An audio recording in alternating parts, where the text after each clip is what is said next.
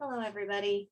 My name is Tamara Robinson, and I am presenting a tutorial called Expanding Your World, Demystifying the Interlibrary Loan Process. So in this tutorial, I will describe the step-by-step process of submitting an interlibrary loan request through my local library's website. My hope is that after watching this tutorial, you will be able to confidently access any resource you need, even those beyond the confines of your own library's collection.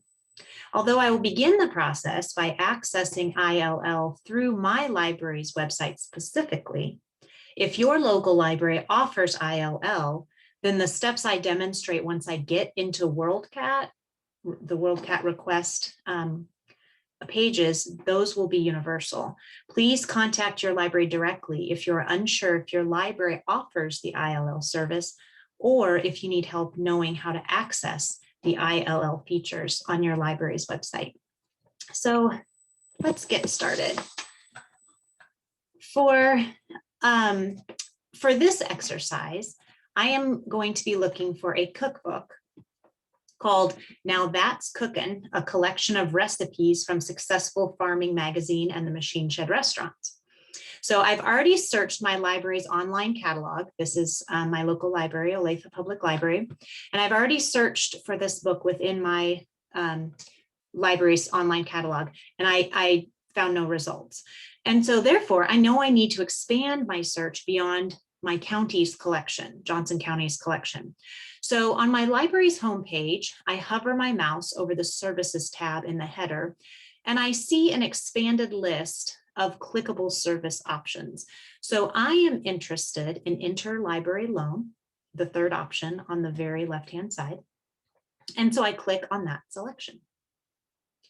I'm taken to an explanatory page that details how ILL works and possible initial questions a new user may have about the details of ILL or items that may be requested. And then down at the bottom here, there are screenshots of the requesting process. So those could be great for new users or anyone who just needs a refresh of the process. So once I have familiarized myself with these details, I am ready to click on the Take Me to WorldCat for a Request link at the top right-hand side of the ILL page. So I'm going to go ahead and click on that. At this point, I am sent to the first search WorldCat search page, where I can key in any of the search information I have for my requested material. Now, I know the title of what I need, so I'm going to go ahead and just use that in the title search box. But as you can see, the search boxes also allow me to enter if I knew a keyword or an author or an ISBN or the year, the publication year. I could also input those or one of those, whatever information I happen to have. So if I didn't know the exact title of the material, but I had other information. This initial page also offers the possibility of conducting an advanced search or even an expert search.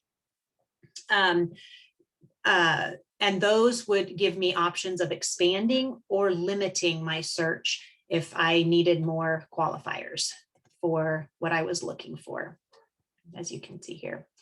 But because I have my title, I'm pretty sure this is the title I'm looking for. So I'm going to go back to basic search, and I'm going to key that beginning of that title into the title search box.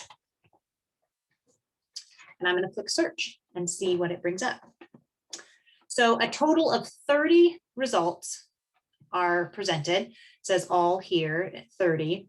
But I have to actually scroll down to the 6th result to find what I know is the cookbook that I'm looking for.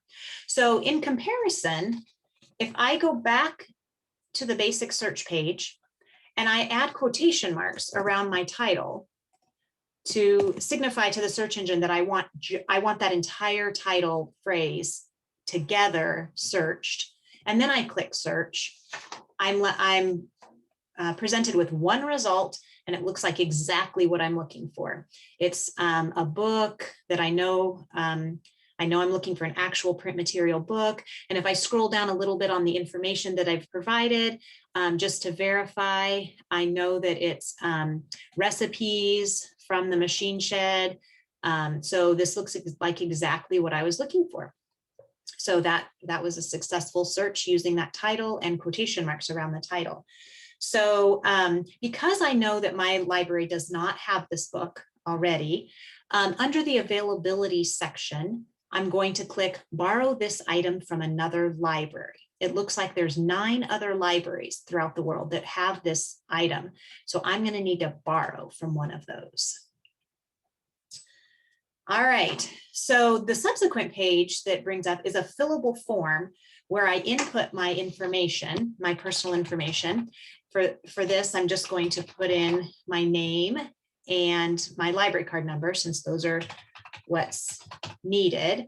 And then I need to designate what my pickup location is. Olathe has 3 options for me. I can decide which one I want. You're also welcome to put in your address, email, those kind of things. They're not necessarily required for the search, but they help to qualify you as a user as well. So I'm going to input that, and then I'm going to click submit. And I get a green check marks that successfully, my resource sharing request was sent successfully.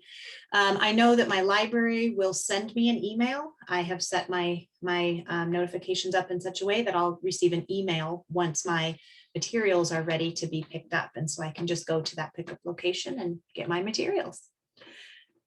So I hope that this tutorial has been helpful.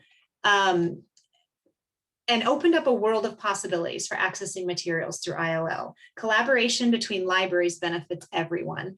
And so don't be afraid to use every resource available to you. And again, please contact your library directly if you're unsure how to access the ILL feature on your library's website, or if the do-it-yourself ILL process still seems overwhelming or unappealing. Please do not hesitate to contact your library directly. Librarians and circulation staff are usually more than willing to place an ILL request for you. Thank you for listening.